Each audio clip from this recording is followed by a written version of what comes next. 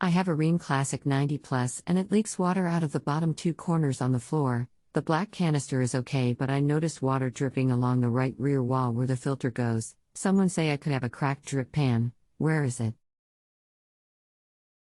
Thanks, Mike. Hello, Mike. I'm Norman, but you can call me Norm. Let's see what I can do to get you some answers today. I'm ready to get started whenever you are. First question is, have you had any rain showers in the past few days since you noticed the leak from the furnace? The reason I ask is, with a 90 plus furnace, the exhaust vent riser is sometimes run straight up and out and may allow rain to enter the stack. The exhaust has a condensate drain that can sometimes become stopped up. If this is not the case and water is clearing getting in the furnace from above, you may have the coil drain pan crack or a clogged condensate drain. If you look above or below the furnace, depending on its configuration, you see a metal box attached to it with two copper lines and a drain line entering it. That is the coil and where the pan is located. Full-size image on the picture above, you will see a white pan at the bottom of the coil and several screw and drain connections. My first step would be to use an air compressor, remove the coil door and stick the hose behind where the drain line connects and blow the drains outward so any clog is blown out of the house. Be sure to cover any PVC vent tees so you don't blow stuff in the house. Then, if you have a condensate pump full-size image, you may need to disassemble and clean it. Be sure power is off or the pump is unplugged before removing any hoses. Next, and if you have a condensate pump, you will want to blow out the hose that connects to the pump and goes outdoors. If you open the coil door and pour water in the pan and it goes down slowly, this is clearly your problem. If you open the doors, pour water in and it drains quickly, the crack is more of a possibility. If a crack is possible, the coil may be hard to remove, and inspect the pan.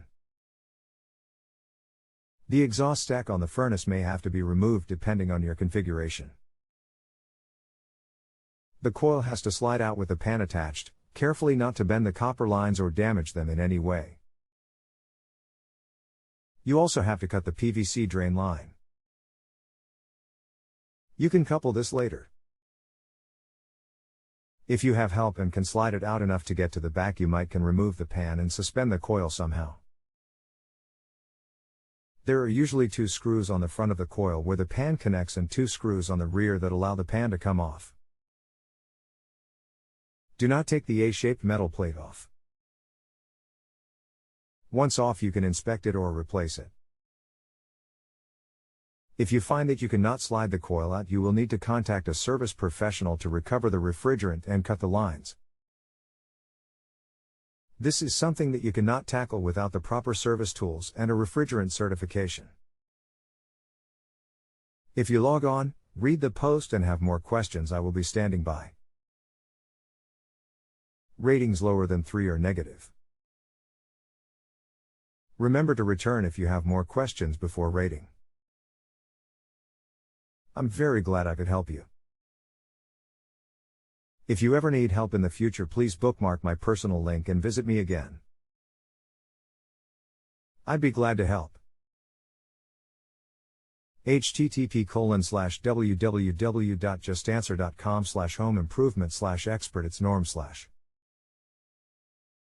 I'm sorry, but your reply did not come through.